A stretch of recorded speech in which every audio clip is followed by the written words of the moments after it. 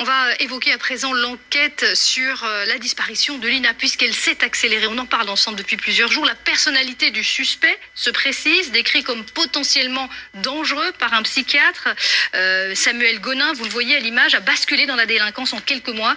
Jusqu'à son suicide, il avait laissé une lettre à ses enfants avant de se donner la mort. On va en parler avec mes invités. Stéphane Selamy, bonsoir. Merci d'être là. Grand reporter police-justice BFM TV. Et Guillaume Fardella également, éditorialiste police-justice BFM TV. Philippe Zdankiewicz. J'ai bien prononcé. Bonsoir. Oui, bonsoir. Très bien. Enquêteur bénévole, formateur à l'association Assistance et Recherche des personnes disparues. Et vous êtes aussi ancien gendarme. Et puis Emma Scali, bonsoir. Bonsoir. Vous êtes psychologue. On va évoquer évidemment le profil de cet homme. On va essayer de comprendre avec vous finalement cette expertise psychiatrique. À quoi elle sert finalement? Parce que cet expert, il donne pas mal d'informations, d'indications. Il s'inquiète de la dangerosité potentielle de Samuel Gonin à l'époque. Et puis, qu'est-ce qui se passe finalement? Qui prend en charge cette personne? Eh bien, c'est très variable. Il n'y a pas d'obligation, en fait, de le prendre... enfin, que lui-même, en fait, se prenne en charge. Si vous voulez, il y a une problématique. Quand une personne, par exemple, va être diagnostiquée bipolaire, il y a des médicaments qui peuvent être mis en place. Un trouble borderline, c'est beaucoup plus complexe. C'est comme ça qu'on appelle ça. État limite, c'est ce que disait Stéphane Selamy. État limite, c'est une structuration un peu plus générale qui regroupe les personnalités narcissiques, borderline et perverses.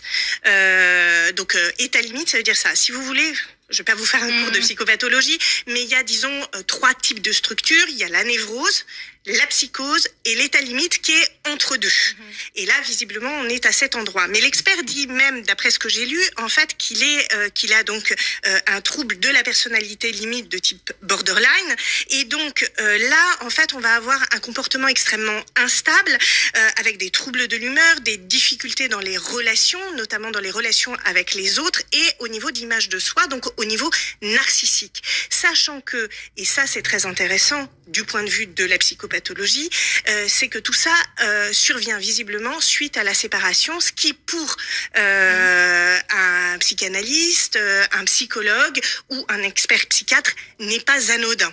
C'est-à-dire que cette problématique narcissique et cette problématique qui se situe à l'endroit du fait d'être abandonnable se rejoue à l'occasion de cet abandon, enfin c'est comme ça qu'il le vit, en tout cas de la séparation, et là, en fait, la personnalité et la personne basculent. Qu'est-ce que ça vous dit de lui, cette lettre, Emma Scali? Eh bien, ça dit beaucoup de choses, ça dit aussi son passage à l'acte suicidaire.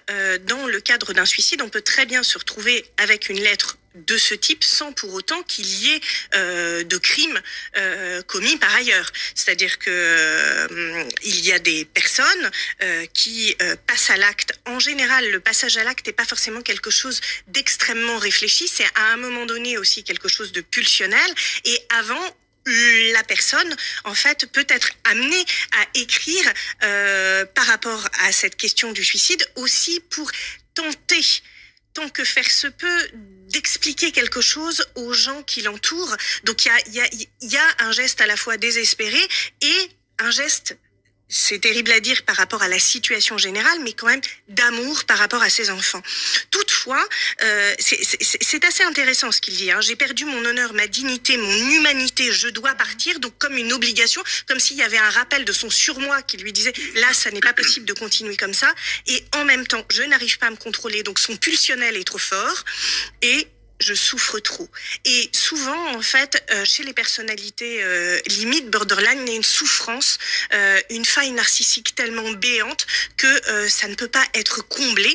Et la pulsion permet, entre guillemets, d'assouvir ces problématiques-là. On imagine, Emma Scali, la difficulté évidemment pour les proches, pour la maman, pour les familles et pour la famille de Lina, puisqu'il y a à la fois en même temps la découverte d'un suspect mais qui s'est donné la mort. On ne sait pas si c'est lui, s'il a un lien direct avec cette affaire. C'est encore plus d'incertitude finalement. Oui, je pense que ça génère beaucoup d'inquiétude, beaucoup d'anxiété, étant donné qu'il y a des informations, mais qu'il y a aussi énormément d'incertitudes. Je suppose qu'il y a encore de l'espoir pour cette famille et j'espère que cette situation trouvera une issue favorable. Mais tout ça rend évidemment la situation extrêmement complexe. En plus, l'affaire est très médiatisée, donc ça fait qu'évidemment les personnes sont sollicitées, elles ont besoin d'un grand soutien émotionnel et de toutes les manières, je ne sais pas, tout en étant psychanalyste, comment en fait les gens peuvent gérer une situation pareille. On parle d'une enfant, de leur fille, et c'est évidemment atroce et d'une douleur infinie, et cette incertitude l'est tout autant. Merci beaucoup, merci à tous les quatre d'être venus sur ce plateau. Voilà ce qu'on pouvait dire sur l'avancée de cette enquête et le profil de ce suspect qui s'est suicidé, dont on a de plus en plus d'éléments. Merci beaucoup à tous les quatre.